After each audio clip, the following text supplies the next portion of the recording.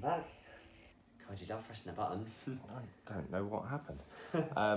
Shall I start that point again? No, that's fine. So just more like, I can't think of the word, like, but more of a community for all the kids. Like, obviously you have the adults and stuff and you have the big events, but often the kids are getting dragged around by their parents while the adults talk to each other and we don't meet each other. The things like, so going, but more fun things in some room with a table tennis thing in it. you got to play snooker or pool with Shona. Oh, that was pretty cool. Like, that was the highlight, but that's what I mean. I was playing with Shona, I wasn't playing with the other kids. Like, that's Right. my point, is that Shona's cool and all, but I want to talk to people my age about their experiences and have, like, a network like that. Like, maybe, like, some form of, like, me or, like, things like that. But doing stuff, not just getting in a room and talking, like, actually doing something. Because if you don't want to talk, you can go off and whatever. Yeah. So, but bunching it up with the age groups a bit more, definitely. Do you think now that you're a little bit older and you've got better with sort of People. social experiences, do you think, because I was talking to Shona about this group today, actually, they're actually heading back to being able to meet up. Yeah. And we were talking about you attending. Do you think now that you're a bit older, it's worth you going along? And I'll go along, even if I didn't like it, I'd go along to support Essex Adoption because they've done quite a lot for me. Well, they might want to watch out for Shona, she's a bit dodgy. She's A little proper bit. You might dodge. wanna 100% dodge. She's only in it for the money.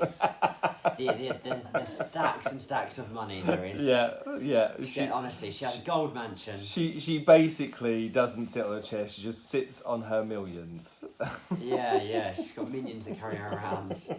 Honestly. Cool. Yeah, like I'll go to them obviously when I'm that much older, and it's good because it's like for the younger ones especially, they won't talk to you, but I can still talk to them. Yep. And even if I share my experience, they can then know like, oh, okay, I'm not alone. Like, you know, people have been through this and they seem right. So especially me. It feels good to meet with and know other adoptees. Yeah. No, I've actually got my friend. You're allowed to say. Yeah. I'm allowed to say. I don't know if I say. My friend Archie, he's adopted. It was helpful having him. A few times we talked about like being adopted, and especially because he had two dads as well. Yep. And he got adopted before me, so he's like able to shed a bit of light on what that's like and stuff. And it was good to have that as a friendship. Yeah.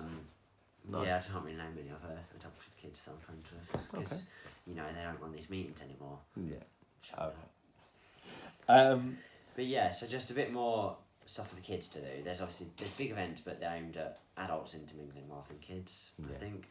Obviously, they're kids' activities, but the adults stand around and talk, but the kids just get their face painted. Okay. Nice. So, yeah. Okay.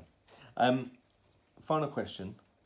What do you wish all adopters knew before they adopted? I know exactly what to say for this, and it's a good one this time. It's not something funny or like witty or sarky. Good. It's not all doom and gloom, despite what they present it as. They always say, oh, they're going to lose this connection, and they're going to be sad about this, and if they've come from this, it's going to be all doom and gloom, and they're going to be broken kids. Like, they're so doom and gloom about it, and it's awful. Like, they need to present the good side of it, you know? More videos like this, for example, like, I'm adopted, and I'm fine. I'm more than fine. I'm happy about it, you know? Like, despite whatever they say, take it with a pinch of salt, because it's... Like, they're not necessarily lying, but, like, half the stuff they said didn't happen for me, you know? Like, it's, like, obviously... And do you think that it didn't happen for you because Dad and I listened to the training and put the right things in place to stop it from happening? Maybe, but also, like, but from what I've heard, like, half the training is, like, they're going to have this issue and this issue and this issue, and say deal with it, apparently. No! You might see this. This might happen, so here's what you could do about it. But they never say the good stuff, do they? Of course we talk about the good stuff. I don't stop yabbering on about you. Yeah, you do, but all the other training they go through is all doom and gloom. Well, of course, if they've not got training with me, of course it's not going to be as good. No, but what I mean is that not everyone's got, like, most of the trainers probably haven't adopted, have they? But no, you have. Right, so on Essex Adoption, every time that there's any training, there will be social workers, but there will also be an adopter as well. Okay, well, my point is, anyway, we're going off the, like, point. We are. It's not all doom and gloom. Good. No, they're not going to be some broken little kid sobbing in the corner. Chances are, they'll probably be alright when you get them. Yeah. When you buy them off eBay or whatever. Because Out of the catalogue. you was a walk in the park in that first year, mate, weren't you? No, see, and if you let me finish my point, there's two parts to this. Some of it is doom and gloom. That kid, they're gonna scream that they hate you, that they don't want you. They're gonna scream some nasty things. Might throw shoes at you. I told them about this. Yeah, but despite all that, they still love you. I know. I don't admit it now, and I'm surprised I'm saying this on the record, but I loved them then, and even if they didn't feel it, I loved them then. What about I still now? love them now. Sharp. How much? We're not going into this. How much love me? Yes, now.